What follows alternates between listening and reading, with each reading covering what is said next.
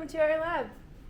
So, hi, my name is Margaret Code, and I direct the Notre Dame Innovative Robotics and Interactive Systems, or IRIS lab. This is our space, and I'm going to tell you a little bit about what we work on. So, we work on robot design and modeling, especially for soft and bio-inspired robots, and we come up with the equations that describe how they operate. We also think about human-in-the-loop control, so thinking about how these robots interact with the human body or how a human operator could teleoperate them to work in a remote environment. And then we work towards human-centered applications, and the two main applications we're focusing on right now are going into spaces that are difficult for humans to enter and interacting with the human body.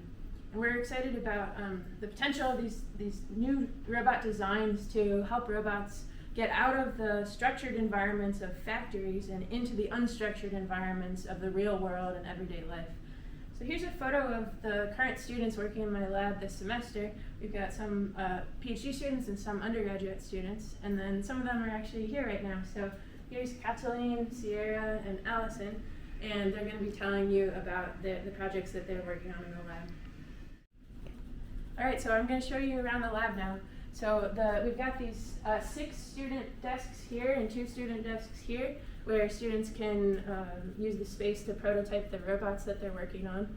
And over here we've got kind of a versatile space. It's empty right now, but we can put out robot obstacle courses if we want to test the way that our robot can navigate through an environment, or we can move tables out here if we want to do a certain task with our robots. Right here, if you look around the top here, you can see the cameras that we've got. There's 6 cameras up top and then 4 cameras around the bottom here that can, this is our motion capture space.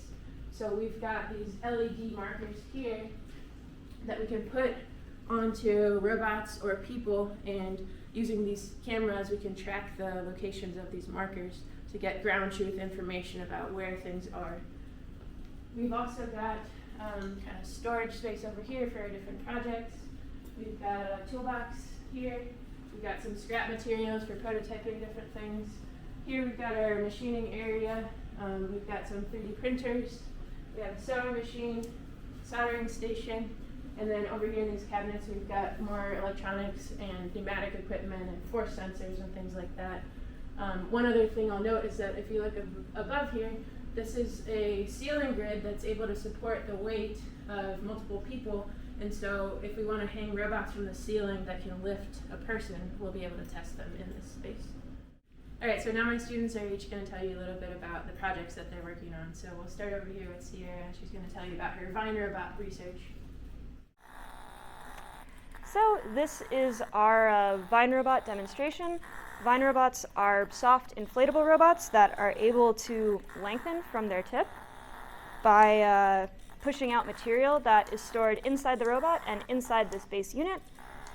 We have all the material stored on a spool, and as I roll this out, the robot is able to get longer. It also has actuators on the sides so that we can steer it in multiple directions. My work is focused on modeling how we can get this robot to move in 3-dimensional space without collapsing under its own weight. And so I'm looking at the shapes it can form into and how well it can support its own body as it moves into those shapes. Hi, so I'm Allison, and my work focuses on seeing how Vine robots could be used in the application space of smart airbags. And if you can imagine, a smart airbag needs to react really quickly so that it can protect somebody before the car crashes. However, as you just saw in our previous demo, the current state of Vine robots that can be steered and controlled results in relatively slow growth. So what I've been focusing on is trying to make Vine robots grow quickly and controlling that growth. So if you look here, I've got this big 20-gallon drum that I pressurize with air, and then all at once release that air so that it's able to fill this Vine robot and grow it up to rates of 5 to 10 meters per second, which is on par for what we're looking at in smart airbag applications. As the semester continues, I'm looking into controlling that growth and being able to steer it so that we can wrap around a person and safely contain them within the vehicle. My name is Cataline, and I'm working on this software wrist exosuit, which is updated by pneumatic artificial muscles. And They are made of a single layer of fabric, and when they are inflated, they contact their length. So this demonstration also shows that if we put 4 of these muscles around the wrist, then these soft pneumatic muscles can have the movement of the human wrist. When each of them is inflated, they can move the wrist along flexion, extension, or sideways along lunar or the other deviation. Alright, so I want to just tell you quickly about some of the other projects that we've got out that people are currently working on. So this is a spider monkey tail inspired robot that we're working on, where it's cable driven. So if you pull on these cables, you can get it to move in different ways. And it's made of a rigid vertebrae that are connected by flexible joints.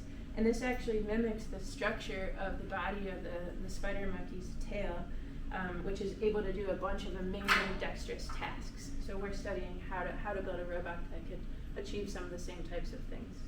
And one of the other projects that we're working on is force sensors that can be applied to soft robots. So this is one of our new force sensors that is made of a bag. It's basically a plastic bag that is sealed, and it has an air pressure sensor inside of it.